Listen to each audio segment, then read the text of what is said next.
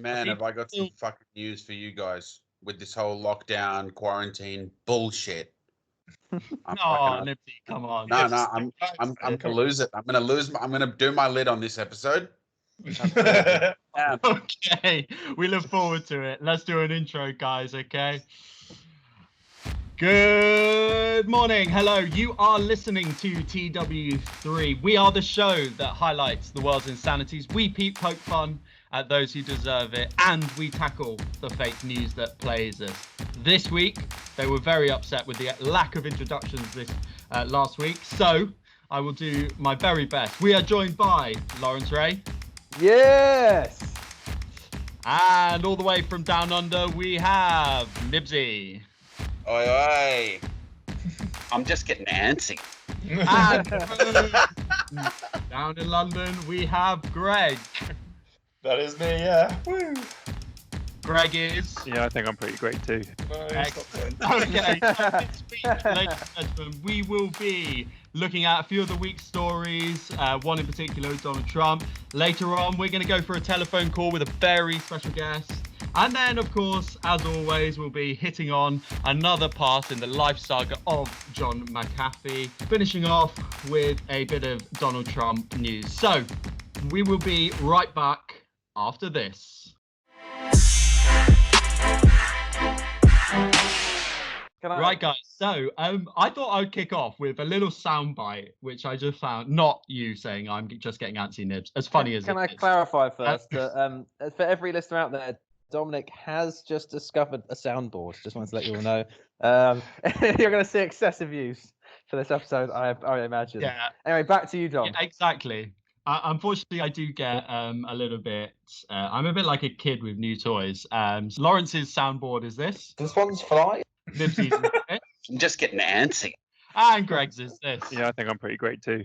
Now, guys. Anyway, I thought I'd kick off with a little bit of a soundbite that we could have a chat with about. Okay, so listen up. And then I see the disinfectant where it knocks it out in a minute, 1 minute. And is there a way we can do something like that by injection?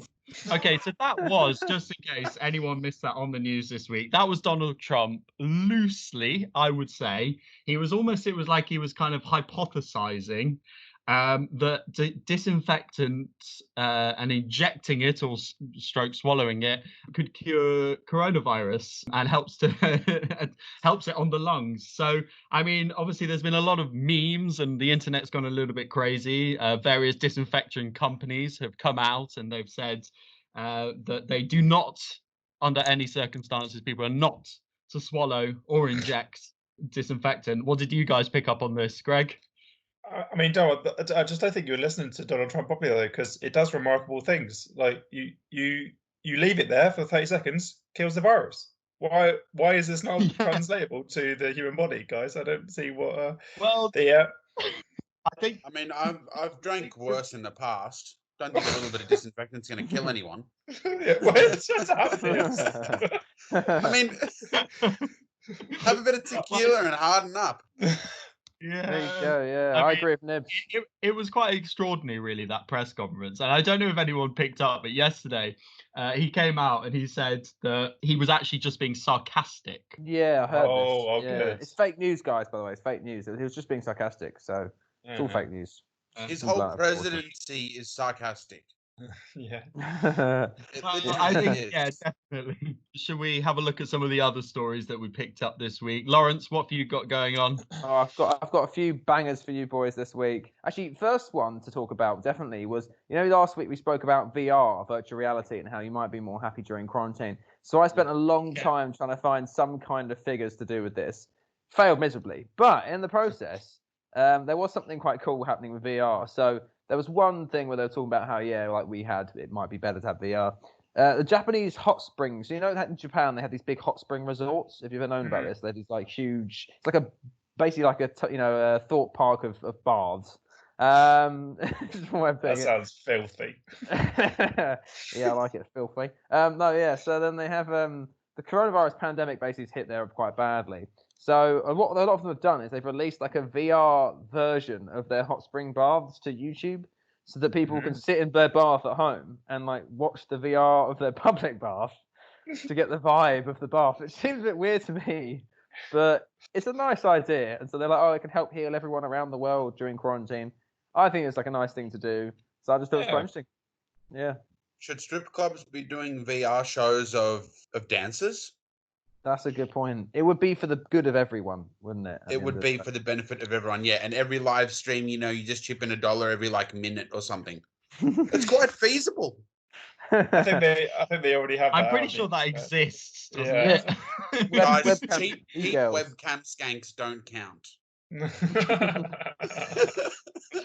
All I'm right, talking so about proper it needs to be dances. classy, does it, Nibs? Hold up, You're- Belle you're- Delphine. They need to be classy. Belle Delphine is no cheap skank, all right? Wait, what? Yeah. All right, Greg, what about you? What have you seen in the news this week?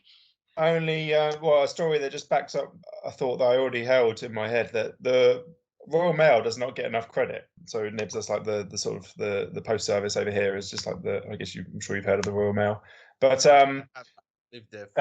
yeah. You No, I'm fucking lesson, though. I'm just trying to look. Better for me to just over explain rather than you be sitting there and not know what's going on for 15 minutes. I'm sorry, Nibs, not getting enough credit. That's Headline was Postman delivers somewhere in Sheffield parcel. So it was a guy who lives indeed somewhere in Sheffield, and his friend from Sweden had sent him a package marked vital survival stuff. It was a parcel full of chocolate bars, and rather than ask for the address, his friend decided to write all he knew about the guy who sent the package to just on the package. And the postman used social media to track down the guy.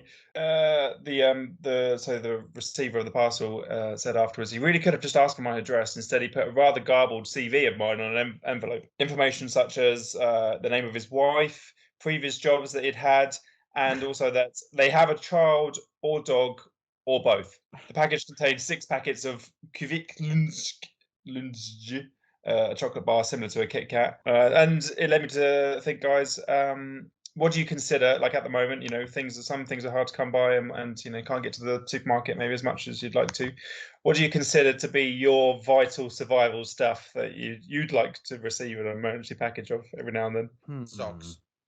So, wait, have you been wanking in your socks? Is that how many socks do you go through a week, Nibs?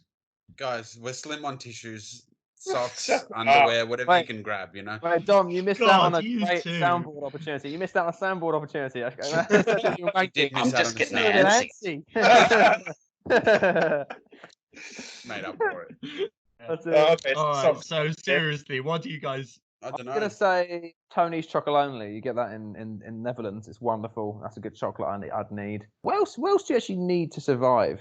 Not much, man. Just chocolate and chocolate. Chocolate does it, bro. Chocolate does it for me. Just loads of chocolate. I think he hit the nail on the head. He knows where it's at. Yeah, I think he did. Definitely. Yeah. Mine's probably booze. I mean, honestly, I have found myself drinking a lot more whilst we've been in quarantine.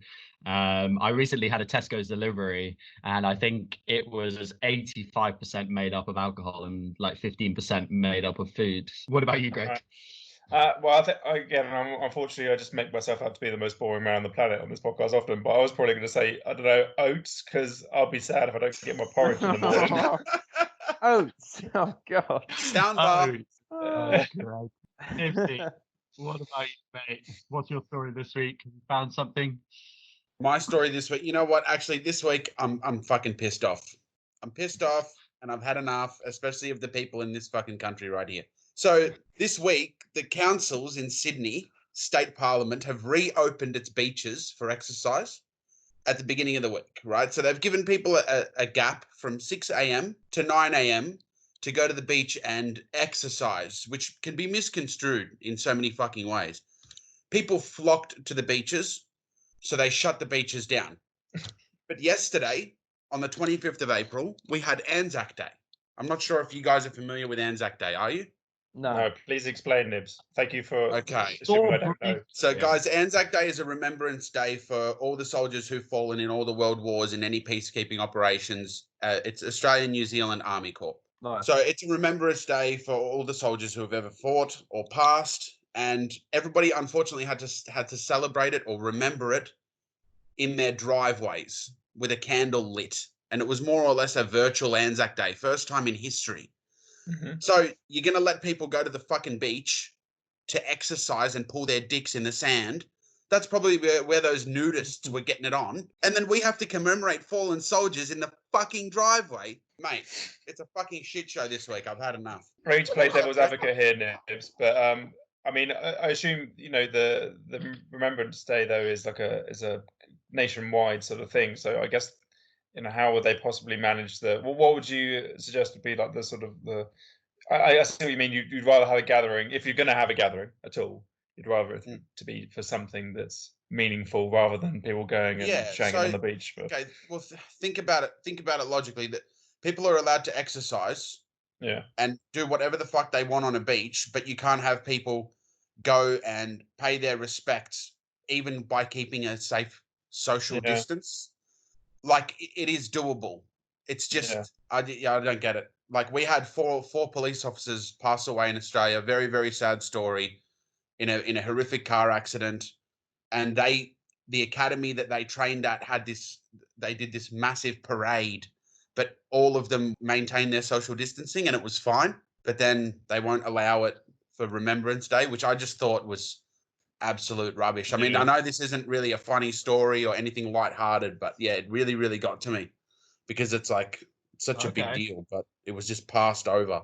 I can see why you're annoyed by it. I think it is a difficult decision for governments and stuff to make, but it's frustrating to me that like you open the beach and just everyone decides to rush there. Yeah, that sort of thing just pisses me off. I mean, here they relaxed the beach rules, and I went to the beach the second day. They relaxed the beach rules just at a random time, just to go for a walk. Surprise, surprise! There was just a normal amount of people, like not that many. There was a lot of space. Simple. So I don't really get why everyone in like Western world countries seems to have to like fucking run to the beach as soon as because as soon as you restrict their privileges, they just think that like it's just such a backwards mentality. It's like all of a sudden they're like, oh, only exercise once a day, and everyone's like running 3 times a day. Everyone's going for walks. You got families walking around. I'm like, what the fuck's going on?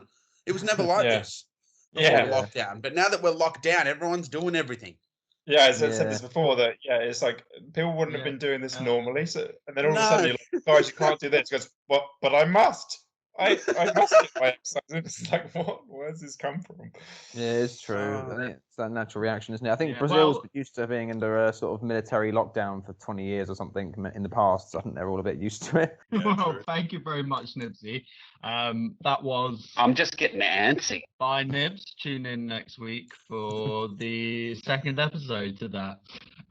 So, guys, we must get to a break. And on the other side, we're going to do our first caller moment for us. All right. Remember, guys, if you have anything that you want to get in to us, you can contact us at podcast@TW3Media, okay? Or you can tweetbox us at TW3Media. Here's a quick word from our sponsor. I'm the president and you're fake news. And on the other side, we'll get to the first caller. Thank you very much, guys. See you on the other side. Bye.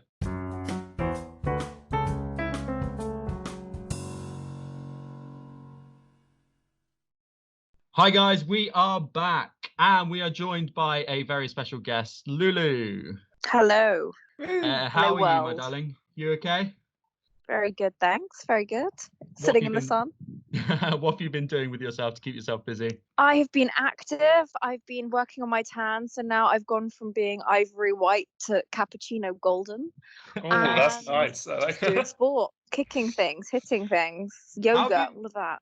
How have you been training? Because obviously you do a lot of training. Have you been keeping that I up? may have some underground knowledge, but just doing by myself as well. Got some friends. Excellent. Sounds good. So have you found anything that you in the news this week that's made you chuckle? I have. I enjoyed this one clip in I think it was in the Daily Mail of a woman who had some personalized AirPods made.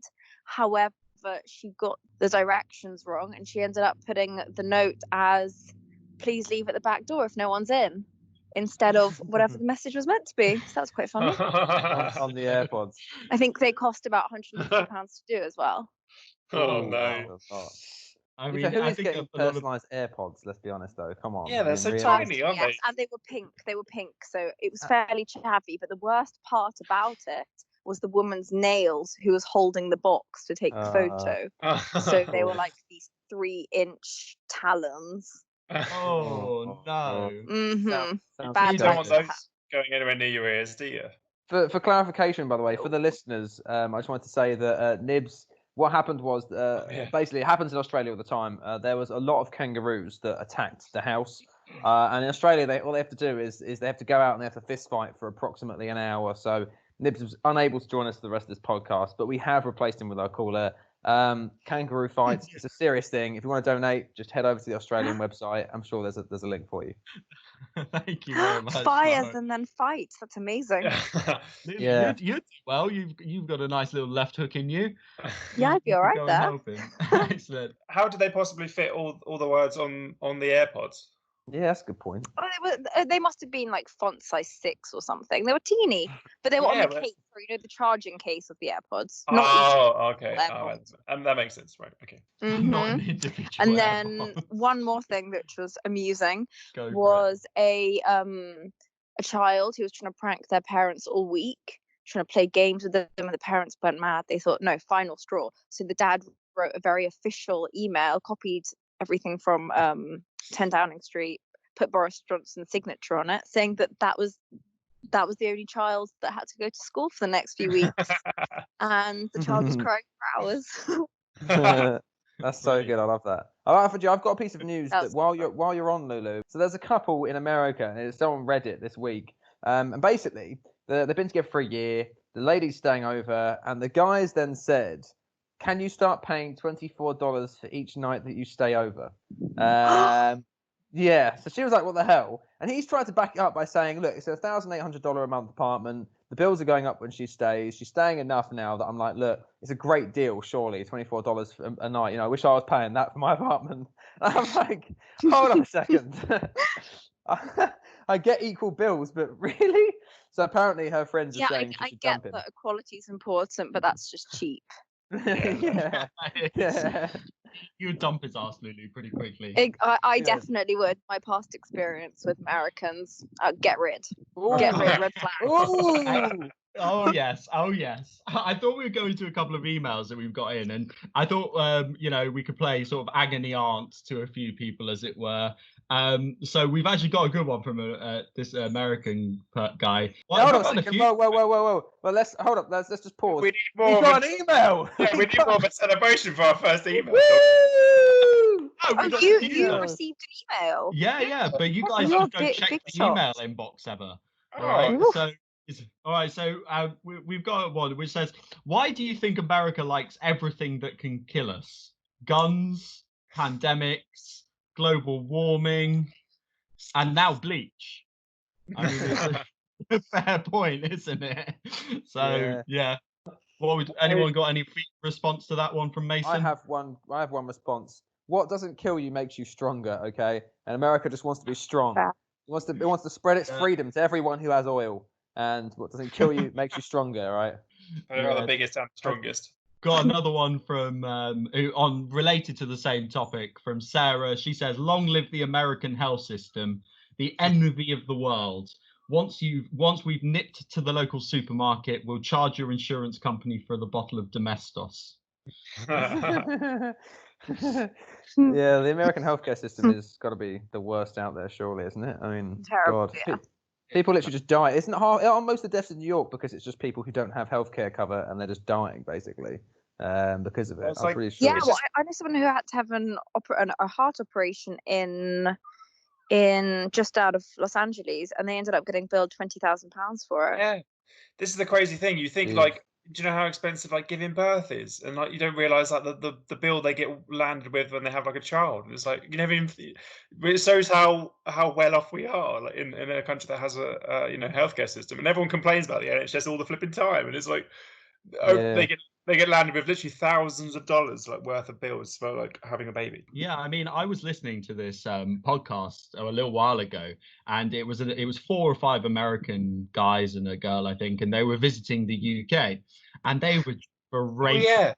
everything Yeah. to do with the UK. They were like, you know, it was even things as little as, and apparently they call it pavements. No, Oh, they do. Yes, they sidewalk. do. You know. And but then they did make one very fair point, which was I would love to see a Brit in America dealing with our health system. Yeah. I mean, they have to understand co-pays, they have to understand, you know, all the different insurance options, employer benefits, all of this kind of stuff. It's an absolute maze. So yeah, just fucking fix me, for God's sake. And the one thing I say to American people when they always say stuff like, "Oh, it's sidewalk," no, oh wait a second, it's English, not Americanish. Shut the fuck up. Hate Yeah, that. that's a felony. A felony. No, it's a crime, and we made the Felony. language. They don't don't appreciate cobble appreciate- streets, and they call the London Eye a big Ferris wheel. Yeah. It is, to be fair, a big Ferris wheel, but yeah. And for It's all the Americans out entirely there, we do love you. We do Yeah. love you, Americans. we We love do. you. yeah. Your fake news.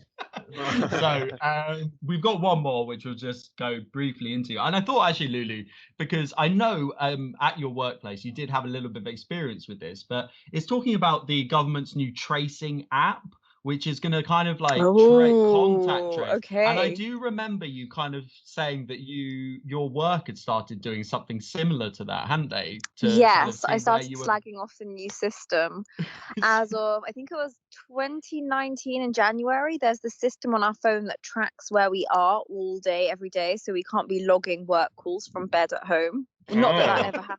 Not that you ever did but- that, Lulu. Yeah, never. So I had to go into see Dom at his workplace and I actually had to do my work. So Terrible. So- What a yeah, world. absolutely awful times. And taking photos of proof that you're there. I know, right? That's literally Yeah. what Lulu had to do. She had to take a picture to prove that she was at the place that she was saying. And It's you like, know, Dom, can I take 5 photos just so I can use this for the next few months? I should have just WhatsApped them to you, shouldn't I? But then, of course, you've I got the think I did that location with a few chatting. customers, yeah. Well, so yeah. But then we're going to end up in a situation where obviously the NHS are developing this app, which the scientists reckon that they need 80% of the population to use in order for it to be effective. And of course, this is a contact tracing app, which will obviously track your location, use Bluetooth, all kinds of things like this. And I just think, you know, what a time to be alive, isn't it? I Really? mean, What a it's- time to be alive. Fat fucking chance am I downloading that app. Yeah, Not I say in a that is I'm not not going to downloading work it. in a million years, is it? Like, no do you know? chance. I'm going to horribly misquote the statistic now, but what's the sort of the poor hit rate that people have on taking their medication every day? Like the you know, medication that you're prescribed that you have to take to, you know, stop you getting violently ill. People forget to take their medication every morning. Like, people are not going to be like, oh, well, I did this today and I contacted these people and I saw all the parameters if you fill in. It's like, you know, I've been self-isolating, you know, this well on a scale of like 0 to 12 or whatever it was, and they're not going to get the kind of feedback. I don't think that they're looking at 80% is super high. I reckon you'd be lucky if you got Oh, Only the 30% of paranoid people people. are going to download it, though. So exactly. I mean, it will be vastly skewed. yeah, it would be, I think, massively. All right, guys. So I thought we'd go into Have I Got Fake News for You? All right, guys. So Mm. without further ado, we'll have a little intro. I got fake news for you. Wait. Whee! Excellent. Happy days. So, guys, Lulu, just in case Yes. you don't remember, this is essentially a game where I pick out one story of fake news and 2 are real news, and you have to guess which one is the fake news, okay? You can ask me as many questions as you like on different topics, and you can try and decipher which one's which. Okay, so the first story is this. A cleaner has rearranged all the library books by size order in a specific library in England. Ooh. Microsoft are marking double spaces after a period as an error. They better not And be. the third one, the government of India is launching its own video conferencing app, sparking privacy concerns. So let that sink in. So we'll go, Lulu, you can ask me a few questions if you want to try to decipher things. Greg, and then Lawrence. Go. So this cleaner never learned about the Dewey Decimal System. Yeah, so it's getting fired. That better not be true, because you know the amount of time that goes into I- sorting out the. Oh God. Yeah, I so worry for her paycheck. All right. So if you want to know a little bit more, so essentially, the library was in lockdown. Okay, and he came in and he started arranging all the books in size order, perfect size order. So pulled about 40 shelves of different books, and they've now got to obviously rearrange them all back. So that was a bit of a fail, I think. Okay, so you're making it sound pretty realistic here. Ooh, maybe I went too far, or maybe I've just got a very imaginative mind, and I'm really thwarting you with this one. Okay, then. So the second story was, remind me, Tom. Second story is that, so there's been a little bit of a background to this. There is a massive debate between kind of literary enthusiasts or people, those people that are going to kind of mark you down if you miss a comma or hyphen, I guess. Oh yeah, the spaces, yeah. Yeah, about two doubles, like a double space after a period. So, Lulu, full double stop. space It's after a full period? Stop. So it's a full stop. Not No, period. but I'm one of these people that corrects people on their grammar. Yeah. So, yeah. There and there. There and there, yes. There and there. That's peace and peace. Yeah.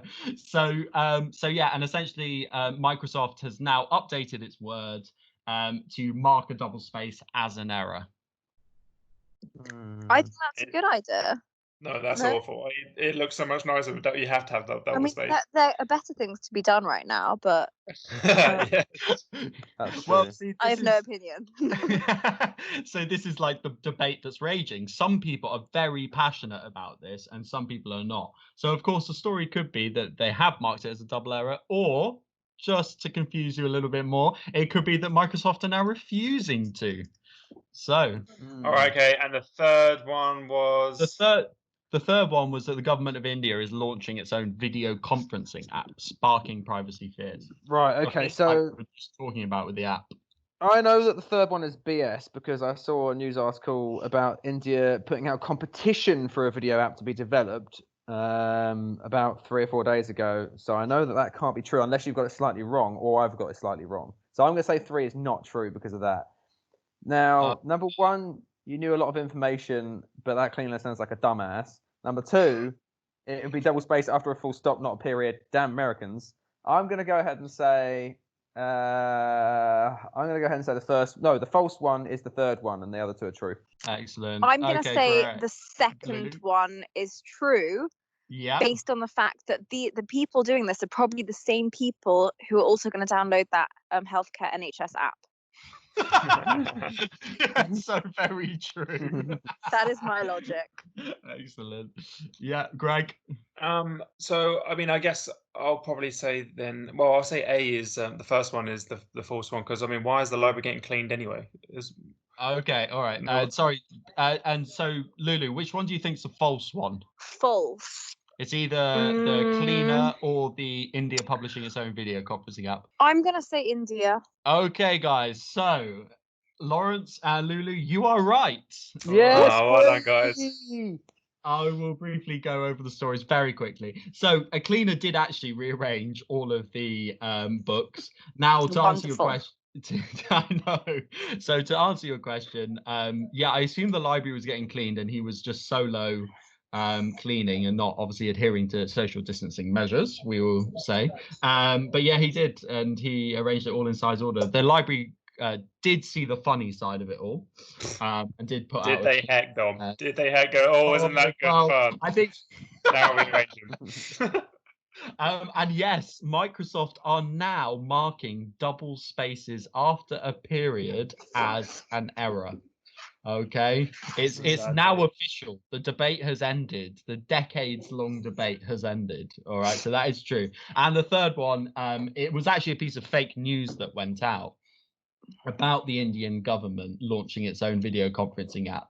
It is fake news. That is not happening. And the Indian government have categorically denied that they are launching a video conferencing app called Say Namaste. And it was actually a video. I know, right? That was actually. I wish that was the true one. I know. So do I, Lulu. That made me feel a bit happier using it, wouldn't it? Yeah, that's nice. Yeah. Say Namaste. It's got a rather nice ring. Yeah. Yeah. that was Have I Got Fake News to You? Congratulations, Lawrence and Lulu. Well done, guys. Thank you. Are there prizes?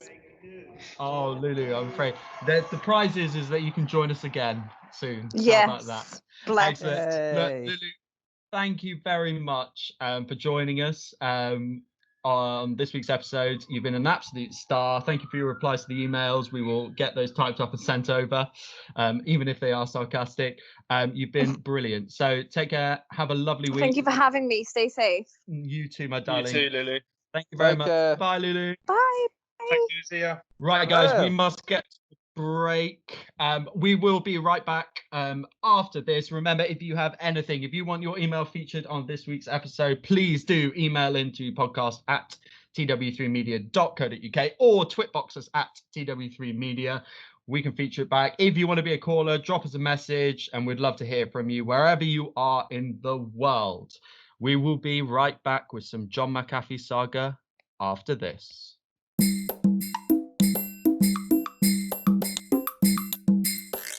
Right, guys, we are back and we are gonna look. I've been on a little bit of a voyage into the deep dark depths of the twit box this week, and it's kind of come alive in quite an amusing way with people post. I mean, I suppose people always post random stuff, but this is all very new to me, this whole twit box thing. So one thing that really I found quite amusing was a guy opened a 25-year-old can of Spiderman pasta. Okay, so it's literally and we'll link this in the description below, but the can has kind of gone all slightly rusty, but it's got those really cool marble graphics on it. Oh wow. And he goes into like a step-by-step guide, like of his kind of, he chronicles his journey through 5 different tweets opening this can. And essentially what comes out, I mean, I won't spoil it all for you, but what comes out is fairly grim, as you could probably expect. And then he kind of inspects this fossilized thing for remnants of the Spider-Man pasta, and he kind of starts matching the shapes to what he can discover. So that made me laugh a lot. So you've got to check that out if you haven't. The other thing, I don't know if you did catch it, and this is like again Dom's Twitbox voyage, was that all the museums, in a lot of museums across the globe, had a kind of Twitter off where they were essentially posting their weirdest items and most like creepiest objects in their collection. So yeah, I mean, so you had things like, I mean, it all kicked off from the Yorkshire Museum, and they posted a picture of a hair bun from a burial of a Roman lady in the 3rd or 4th century. Crikey. I mean, people had like a taxidermy kind of weird mermaidy type thing from the National Science Museum. But again, you've got to check that out because it's pretty damn weird. It's like museum top trumps, isn't it? Yeah, it feels exactly. that way. That's Yeah. what it was. Yeah. And essentially it was museum top trumps, and it was just whoever had the creepiest object in the collection. So I thought that was rather amusing. The thing about the thing about the canned pasta reminds me of a video I saw once of a guy opening a canned chicken, like a whole chicken with bones in a can. And it's got to be one of the most foul, disgusting creatures I've ever seen come out of that can. Like honestly, it's like jellified yellow muck and like the alien bone that comes. It just looks awful. So yeah, it's a lovely video. I'll try and share it with you guys at some point. Nice. Lovely. Can't wait to see that. Yeah, okay, brilliant. So look, without further ado, Lawrence is going to go into the next part of his saga of the life of John McAfee. So Yes, yeah, I will, take it away, Dom. Lawrence. Thank you very much. So we've heard a lot about the man, the myth, the wonder that is John McAfee. All alleged, by the way, just so we don't get sued. So anyway, as we discussed last week, he has a harem of beautiful women. Well, I'd say beautiful. I don't know. I've never seen them. That live in his strange collection of gun places. Yeah, so we'll start off from there. So last time, the youngest one tried to shoot him, missed, and burst his eardrum. So from there on, he then spent most of his days having sex, basically. And apparently he'd have sex literally for a whole day or longer than a whole day. And according to some of the prostitutes he used to sleep with, he used to make them defecate in his mouth as well as part of one of his fantasies. I assume because of the drugs. Now, moving on from the sexual side of things, he then became very paranoid, and because some of the gangsters told him that the local police were corrupt and the local village was a hotbed for corruption, so he built his own police station, basically in this village that he's in. Carmelita, the village is, and then put the whole of the local police force on his payroll. So they collected info from him and everything like that, and they had arrested people under his orders. And he also had the whole of the local gang by this point under his watch. So essentially, he had the legitimate and the illegitimate forces all underneath his payment and all working for him, which is ridiculous. And at this point, the local villagers are actually getting quite confused because they're not really understanding how he's come to the conclusion that they're all doing something wrong here, or that there's drugs, because they're just a load of normal village people wandering about. But yeah, so he hires more and more protection. His head security was a former policeman who got caught trying to sell weapons to gangs. And he actually used to dress his security in military fatigues, so like military outfits, and decided, and so we'll finish off on this bit, that he decided to tell the villagers in the local area that there was now a curfew of 7 p.m. and if they were to break that curfew, they'd be killed. So we'll leave it on that nice, fun note. But essentially, you're getting the idea here that John's gone from, a tech startup guy to slightly maniac sexual guy to now just running an entire village in another country. So there you go. What a CV. Yeah, what a CV indeed. He could do a lot for your business. He gets better and better each week, doesn't he? Yeah. Bloody hell. All right, guys, we are coming to a close here. We've been going on for a while. So as you know, we like to finish off on some really good news, although there have been a few good things this week. We like to finish off on that good news. Nibsy. I'm just getting antsy. Is unfortunately unavailable. He's had to dash off for something. But Greg is going to take over. He's going to take the minute and fill it with as much good news as he can muster. Greg, you've got 60 seconds on the clock. Do your best. Take it away. New Jersey landlord waives 3 months of rent for tenants. We're believers that if you invest in the community and you're good community stewards, that is going to be good for you as a property owner and property investor. Publix is buying excess milk and produce from farmers and donating it to food banks. New Zealand's early shutdown to limit the spread of coronavirus appears to have paid off. Out of a population of about 5 million, the country has recorded just 1,445 cases and 13 deaths, so that is impressive. That's really good. Fantastic, very impressive. Oregon high school student is making clear face masks so the hearing impaired can be safe during the coronavirus crisis, so that's obviously, you can lip read through them. Neighbours throw parade for man who beat both coronavirus and cancer in 6 months. Impressive. What a tank. Wow. 20-year-old has been living in zoo helping take care of 1,200 animals in the past month. That's in the UK. New Orleans hospital celebrates 1,500th COVID-19 patient discharge. 10 seconds left, G. Last new one, Austria has shut down their last coal-fired power plant. So that's nice. Still some good stuff going on. Excellent. Good Thank job. you very Well much. done. Thank you very much, G. That's brilliant. Right, guys, it is time to draw this week's episode to a close. As always, we will finish on a quote of the week from Donald Trump. I'm the president and you're fake news. Yes, we are not fake news, Donald. Thank you very much. Look, you've been listening to That Was the Week That Was. We hope you've been safe in quarantine. We hope you're having a great week. We look very much forward to seeing you next week. If you have anything that you would like to get into us, please do email us at podcast@tw3media.co.uk or the Twitbox at TW3media. It is a bye from me. It's a bye from the guys. And I'll see you next week. Thank you very much. See you later, everyone. And just Bye, remember, everyone. if you want to donate to the Fighting Kangaroo Foundation Fund, just Kangaroo Foundation Fund, just drop us an email at TW3media. Thank you very much. Excellent. Thank you very much. Cheers, guys.